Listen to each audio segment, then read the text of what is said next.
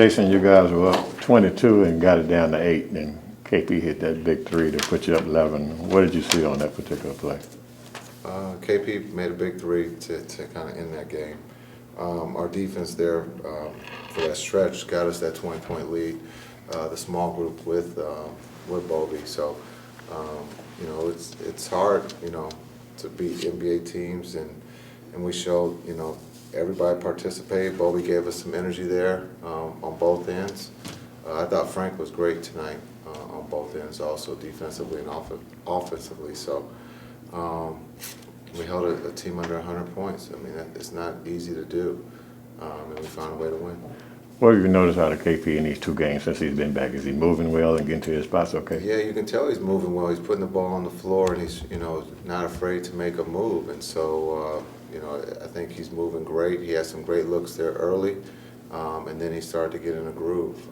And so we need that from him.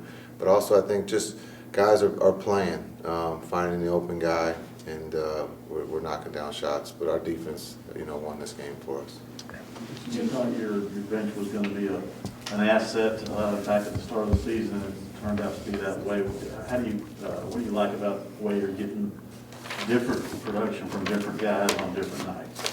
Yeah, I think it's one of our strengths. As you have seen, we can start a guy that comes off the bench and he can help us win. And so when you look at Frank and looking at Brunson and the guys that are coming, Sterling, those guys coming off the bench, they all can, you know, provide something differently. And starting on the defensive end, but I really believe our bench is a big part of our success. Jason, now 10 games in, how have you seen him get acclimated to his role of obviously still being a star, but kind of knowing when to pick his spots and when to try and buy himself a little bit of rest here and there? Yeah, I think he's learning how to play with JB. You can see that he is not afraid to give JB the ball. There's a good trust, you know, good relationship between those two. JB is playing at a very high level, and whenever you can have that dynamic, you know, I think it just makes our team that much better. What value do you see in a stat like plus minus? I guess specifically in this case, Brunson and Ntilikina were plus 26 and plus 24 respectively, kind of outliers when you look at the rest of the roster. Is that something you're adjusting to even throughout a game? I don't look at a stat sheet during the game, so I don't know until at the end who's doing what. So those numbers can be also, they can lie to you too. So at the end of the day, it's about playing the right way. Did they do their job? And that's the only thing I'm concentrating on, not who's plus something and who's minus something.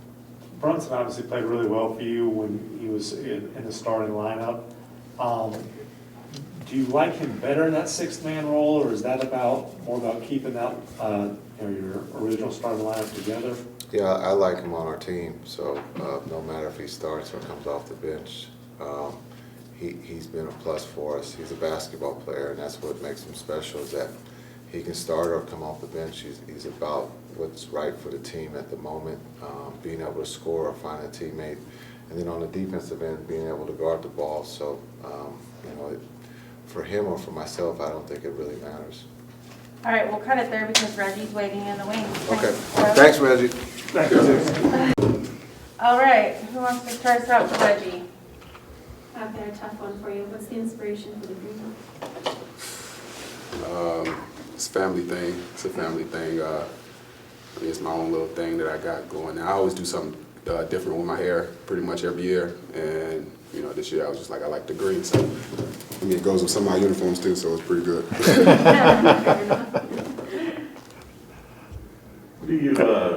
How do you feel that your group there, Jalen had to start a couple of games, but mostly it's been you and him and Frank, and that group off the bench obviously that was very big. How have you guys? I would say, it's still early, but we definitely finding our groove. Obviously, Jalen is the head of the snake of the second unit, and we go off his energy. And like myself and Frank, you know, we stay spaced out, pick up the ball full court, just try to be in our being to our player, you know, just try to lead the way on the defensive end. I mean, like I said, on the offensive end, you're going to get everyone else involved, and we just try to do our job by, you know, picking up, playing defense, and, you know, just trying to give us more energy off the bench. You can shoot the ball. Were you surprised Frank's shooting the ball like he is?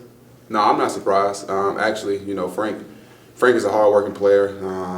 I believe that he never really got his opportunity up in New York. And it's so good as a teammate of his to be able to see him out on the floor actually playing. And, he worked hard. He worked hard for this moment, and it's just paying off for him. What have you seen out of KP in the 2 games that he's returned since the injury? When he's aggressive and he's shooting that ball, I mean, he's tough for anybody to pretty much guard him. But like I said, I mean, he's still getting his rhythm back. We believe in KP. We believe in what he's capable of on the offensive end, defensive end, blocking shots and stuff for us. But once he gets into his groove on offense, it's really tough to guard him.